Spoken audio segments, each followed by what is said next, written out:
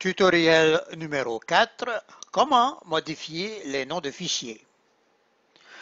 Vous avez maintenant une bonne idée de ce que sont les noms de groupe et surtout comment les créer et les modifier.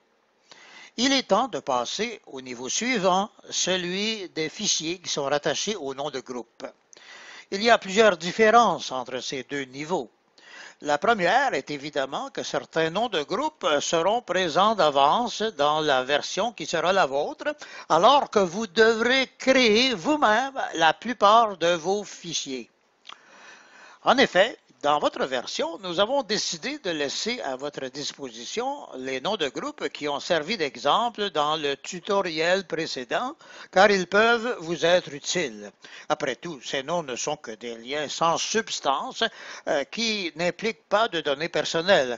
De plus, ils ne sont pas nombreux et vous savez que vous pouvez les supprimer, les modifier et en créer d'autres. En revanche, dans votre version, soyez informés que nous n'inclurons aucun des noms de fichiers qui servent d'exemple dans le présent tutoriel. D'ailleurs, ceux-ci ont peu de chances de convenir à vos données personnelles.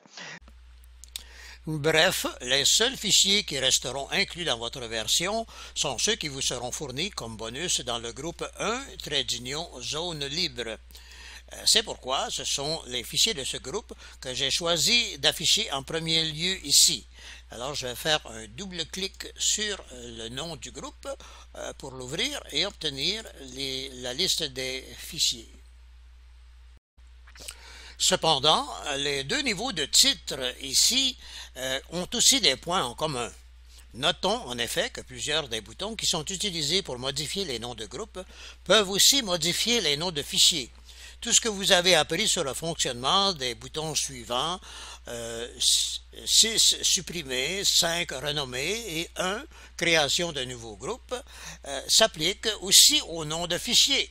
Je n'ai donc pas besoin de répéter ces explications. Mais il existe aussi d'autres boutons qui n'ont pas encore été étudiés dans la colonne de gauche, et ceux-là ne servent qu'à modifier les noms de fichiers. Ces boutons permettent donc d'accomplir des tâches beaucoup plus diversifiées, ce qui nous oblige justement à leur consacrer les explications du présent tutoriel. En préambule, disons que le bouton numéro 3, voir dans l'explorateur, que vous voyez ici dans la colonne de gauche, permet de se rendre directement dans l'explorateur de Windows pour modifier un fichier. Et cela sans avoir besoin de quitter Géniator. Il s'agit donc d'une fenêtre ou d'un raccourci très pratique pour accomplir directement certaines modifications dans l'explorateur de Windows. Quant au bouton en bleu, numéro 7 et 8, que vous voyez au bas de la colonne de gauche, ils permettent d'exporter un fichier au format JETCOM et Excel. Enfin, pour compléter, c'est le bouton numéro 2 que vous voyez ici qui retiendra le plus notre attention au cours de ce tutoriel, car c'est celui que vous utiliserez pour créer la plupart des fichiers de votre système. Commençons par une brève présentation de la fonction du bouton numéro 7 que vous voyez ici à l'écran, qui consiste à exporter un fichier au format JETCOM.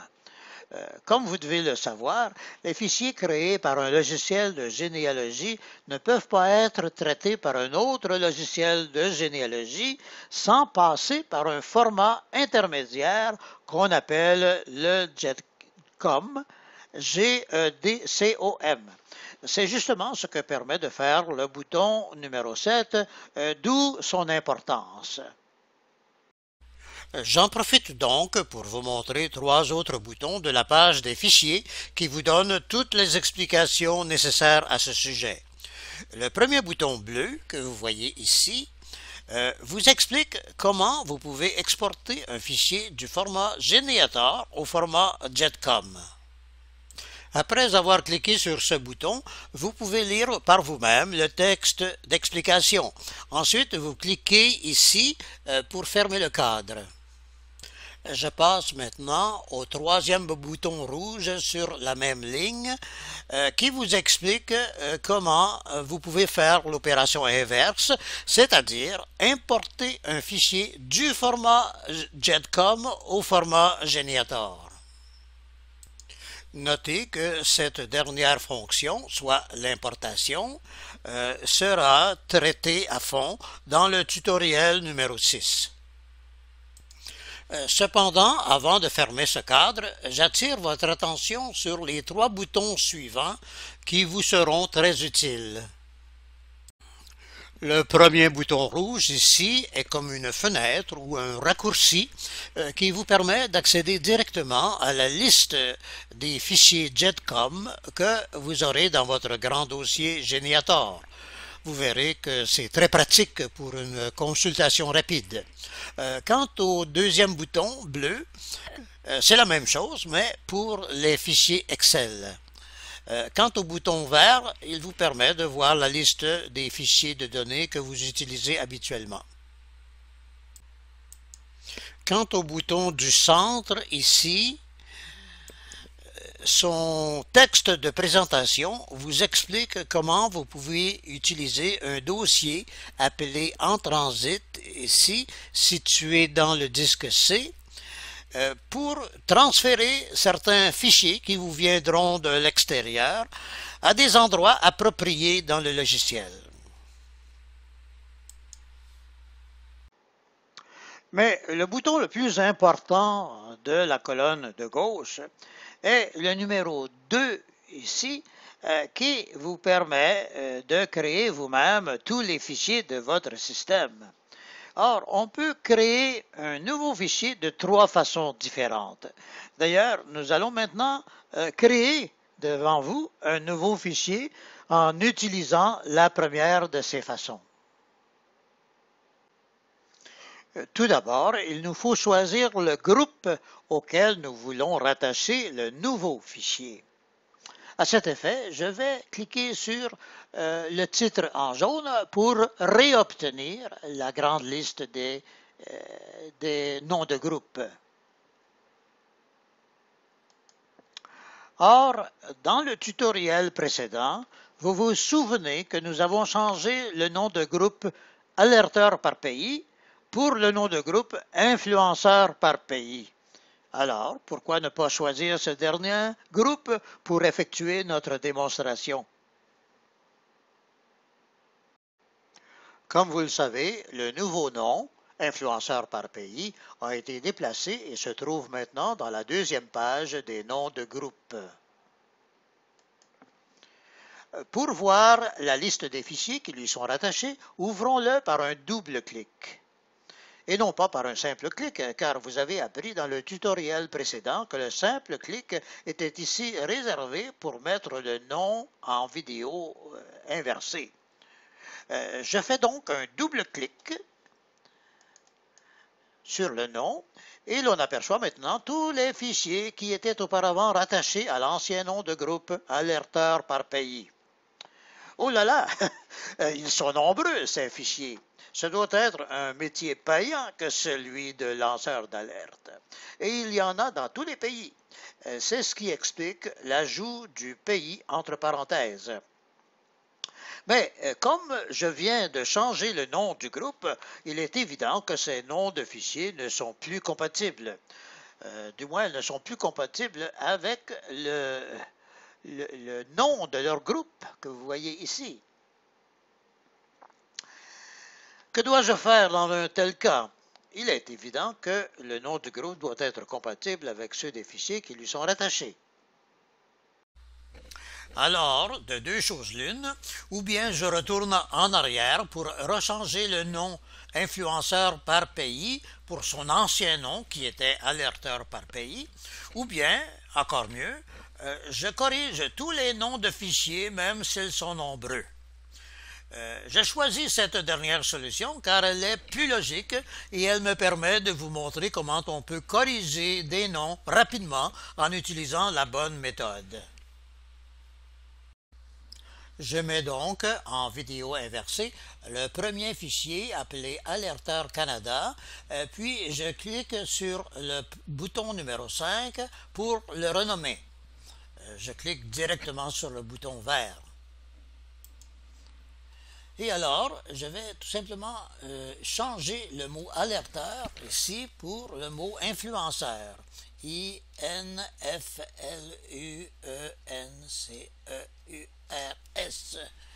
Alors, il est bien écrit.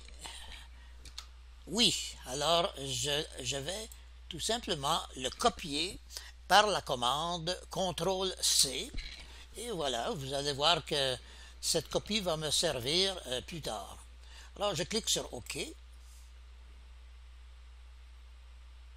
Et vous voyez que le nom du fichier s'appelle maintenant influenceur et qu'il a été déplacé dans la page 2 puisque la liste est par ordre alphabétique. Je passe maintenant au nom suivant, Alerteur France. Alors je fais la même chose, je clique dessus et je clique sur renommer. Et ici, je vais tout simplement coller le nouveau nom, voyez-vous, tout est changé, et je clique sur OK. Vous voyez que le fichier s'appelle maintenant Influenceur France et qu'il a été déplacé, et il se trouve maintenant à la page 2.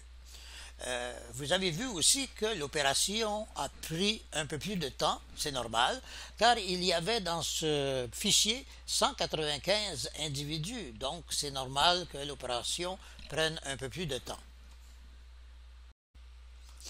Je vais maintenant corriger un autre nom, mais je n'ai pas besoin de tous les corriger devant vous. L'important, c'est que vous sachiez comment faire pour renommer des fichiers quand il y en a plusieurs, comme dans la situation présente. Alors, cette fois-ci, je vais choisir Alerteur USA aux États-Unis. Alors, je clique sur ce nom et ensuite sur le bouton numéro 5, renommer. Et je vais changer tout simplement le nom ici, Alerteur, pour le nom que j'ai en mémoire. Donc, je clique sur CTRL-V pour changer le nom et je vais cliquer sur OK et voilà, c'est fait. Alors, vous voyez que le fichier s'appelle maintenant Influenceur USA et qu'il s'est déplacé pour être dans la page 2. L'opération a pris un peu moins de temps, étant donné qu'il ne contient que 88 individus, alors que le précédent en contenait 195. J'en profite justement pour vous dire que le nombre qui apparaît dans la colonne à droite des fichiers est le nombre d'individus qu'ils contiennent. C'est bon de le savoir, car dans le tutoriel précédent, nous avons utilisé le bouton jaune intitulé calculer les fichiers que vous voyez ici afin de calculer le nombre de fichiers, alors que cette fois-ci c'est plutôt le nombre d'individus que vous pouvez calculer grâce au bouton jaune que vous voyez ici. Vous avez sans doute remarqué que nous avons nous-mêmes changé le nom Alerteur pour le nom influenceur dans tous les autres fichiers, car nous savons que ce processus vous est maintenant familier. Et c'est ici que se termine notre tutoriel numéro 4 intitulé « Comment modifier les noms de fichiers ». Nous avons expliqué brièvement les fonctions de chacun des boutons de la colonne de gauche correspondant à l'option « Modification des fichiers ». Mais cela ne veut pas dire que nous avons couvert tous les aspects reliés à ces fonctions. Par exemple, le prochain tutoriel portera sur la première des 3 façons de créer un fichier. Nous vous invitons à le visionner au plus tôt, car il est essentiel pour comprendre à fond le processus. Merci.